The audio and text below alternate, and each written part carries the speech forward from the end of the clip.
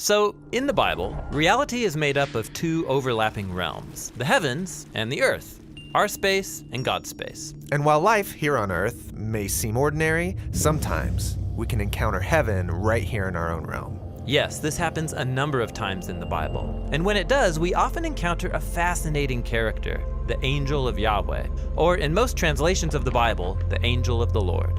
Now we've talked about angels. They're spiritual messengers who perform missions for God. But the angel of the Lord is no mere angel. How so? Well, every time he appears, he's described in a way that's purposefully puzzling. And it leaves you wondering, was that an angel sent by Yahweh? Or was that Yahweh himself?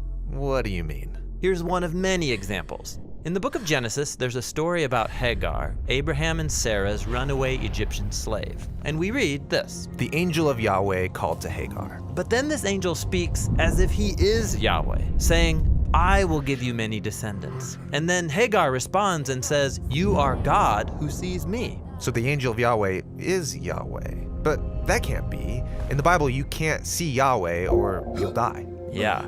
So this story and others like it are inviting us into a paradox, that Yahweh is above all, inaccessible to us. But sometimes he reveals himself to us in ways that we can see and understand, and that's where this character shows up. He's Yahweh made visible to us. Yes, distinct from Yahweh, and also Yahweh. This is very similar to other biblical stories about prophets who get a glimpse into God's space, like Isaiah, Ezekiel, or Daniel.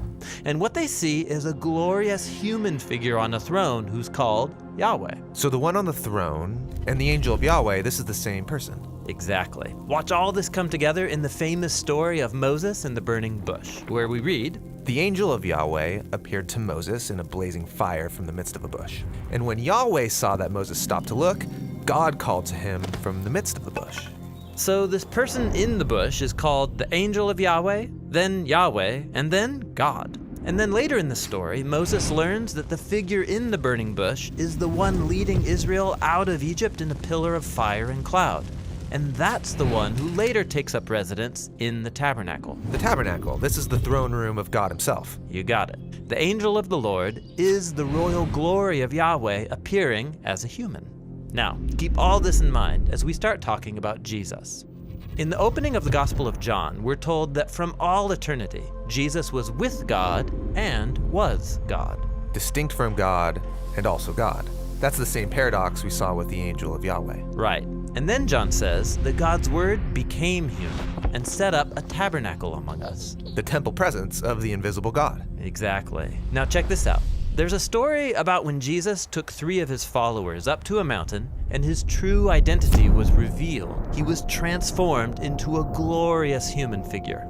Okay, I see what's going on here. So the angel of the Lord was God appearing like a human, and Jesus is God now become a human. Yes. And notice this. In the New Testament, no one ever uses the phrase angel of the Lord to describe Jesus. Why not?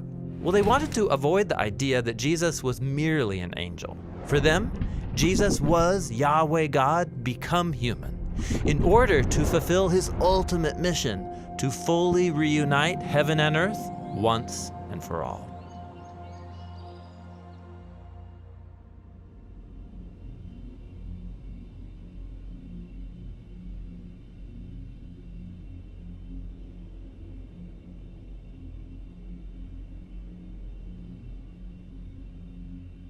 You just watched a video on the angel of the Lord. Next up, we're going to look at the Satan and demons, the spiritual beings who resist God's plan to reunite heaven and earth.